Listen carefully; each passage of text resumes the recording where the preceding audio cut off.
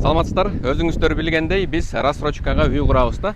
Азыркы учурда 2 кабат үйүбүз 240 квадрат үй бүтүп атат. Жүрүңүздөр, мен сиздерге көрсөтүп берейин. Эң биринчиден эле бул район ным болгондуктан грунт төшөлгөн, грунттун үстүнө подбетонка куюлган, анан бийик фундамент коюлду да.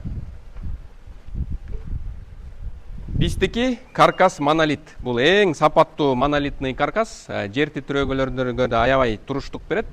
Ошондуктан көрүңүздөр, мына толщина кирпича биздики 1,5 кирпич болуп салынат.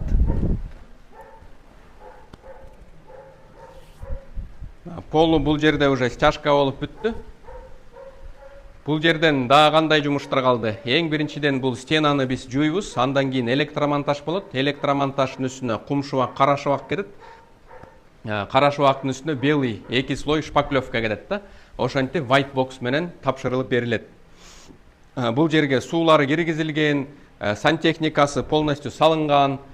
Кудай буюрса, бүт тегеретесинен сыртынан базальтовый утеплитель менен жылууланат. Ошондой эле потолоктогу базальтовый утеплитель менен крышасы жылууланат. И үстүнө кадимкидей жидкий травертин менен фасад бүтөт да. Сиздерге эмне калышы мүмкүн? Ошо паркет калат, потолок, натяжной потолокторуңуз калат, и майда чүйдө ювелирный мындай жазалгалар калат да.